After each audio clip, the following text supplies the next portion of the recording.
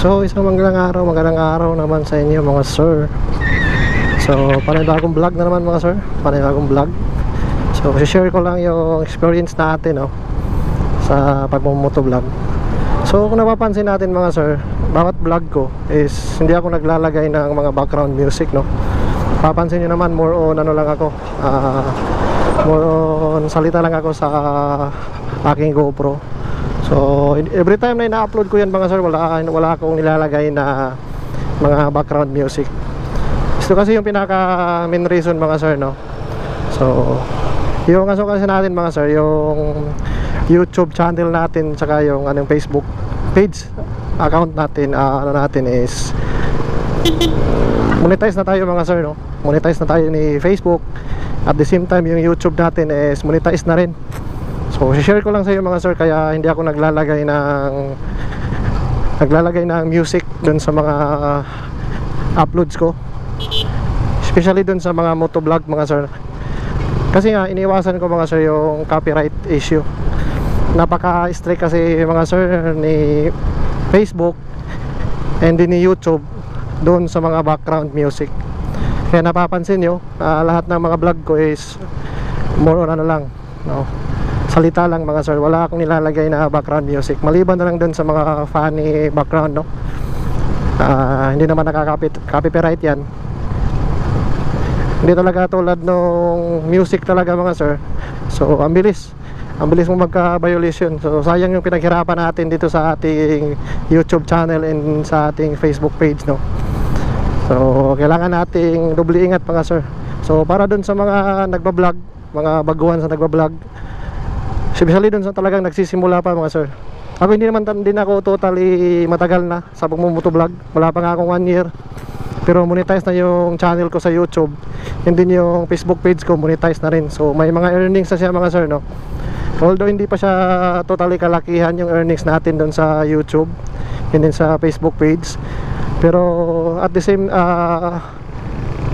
at least mga sir, ganado na tayo mag-upload.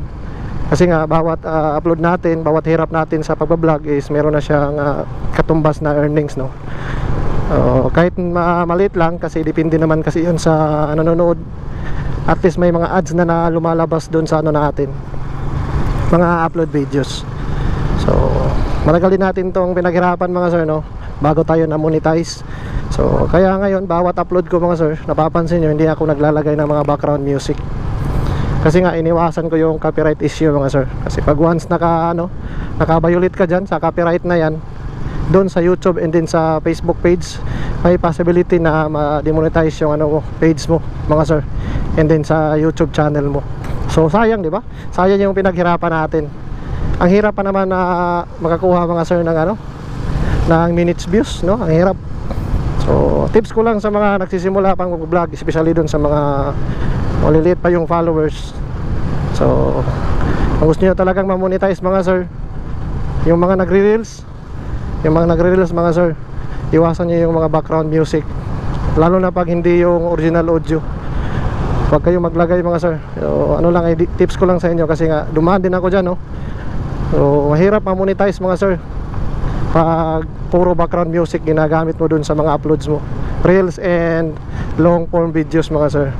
So iwasan nyo yung background music. Although maganda pakinggan, kasi nga may mga music, kahit malaki yung views niyan mga sir, kung wala namang earnings yan, useless din yung pinaghirapan mo So napapansin nyo ba mga sir, maraming nagbablog ngayon na ang dadaming nasa 20,000 to 100 followers yung Facebook page nila, and then yung views ng mga uploads nila sa reels umaabot ng 200k, 300k, pero walang earnings. Yun nga, kasi nga hindi naman monetize yun mga sir So wala rin yung income. Pero kung purpose mo naman is lang, ma-enjoy mo lang yung pagbablog, wala kang intensyon na maka-earn, so goods lang din naman yun. Pero dun sa mga gustong kumita na earnings dun sa pagbablog, so ito yung tips ko sa inyo mga sir, kasi nga pinagdaanan ko to So bago ako na monetize, ang dami kong tinanggal or binura na mga videos ko mga sir na mayroong copyright, mayroong mga music pa hindi original audio ang gamit. reels and long form videos. Binura ko yan mga sir bago ako nag-apply for monetization. Kasi nga pag once na reject ka sa monetization, hindi ka nakapasa, mag-aantay ka na naman mga sir ng 30 days bago ka maka reapply ulit, no, for monetization. So ang hirap kaya yun sa mga nagbabalak mag-motovlog na naglalagay lagi ng mga background music. So nasa inyo na yan mga sir. Kasi experience ko naman kasi dati, ang hirap ang monetize pag may mga background music. Kasi nga napaka stricto ni Facebook and ni YouTube sa copyright music. So sinare ko lang sa inyo mga sir yung ano ko, experience ko dun sa channel ko sa YouTube and din sa Facebook page. So ngayon is monetize na tayo. Meron na tayong earnings sa YouTube.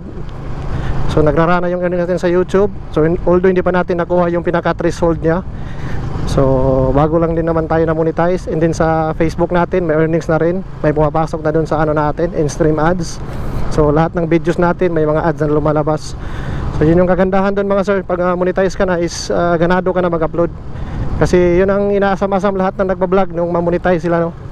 Kasi at least yung pinaghirapan natin is meron na tayong makukuha. May ipon yan, may ipon. So pagdating ng panahon makukuha natin yung threshold ni Facebook and YouTube. So magkaka-income na tayo mga sir, no? Wag nating madaliin. Wag tayong mag-expect na kikita tayo agad ng malaki. Kasi nga hindi naman tayo mga sikat na vlogger.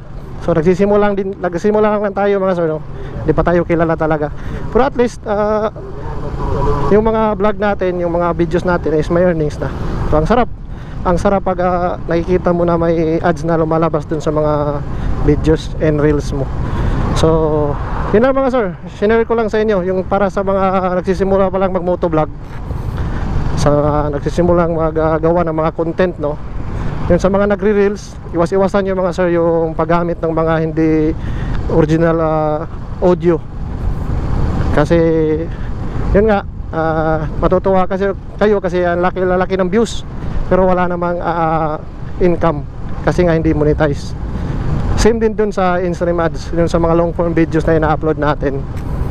So kung pwede ka namang magsalita kahit ikaw lang at saka yung GoPro at saka yung helmet. Yun yung ginagawa ko ngayon mga sir.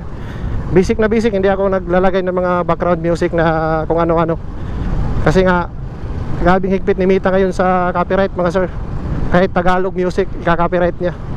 So madidemonetize yung ano natin, channel tsaka page. So tanggal yung pinaghirapan natin.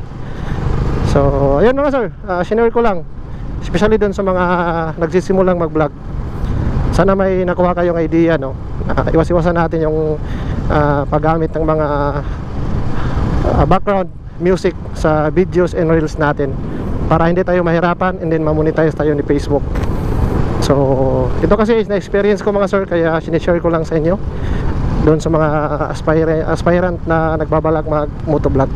So yun lang mga sir, and ride safe sa lahat, and ride safe and God bless. Peace out.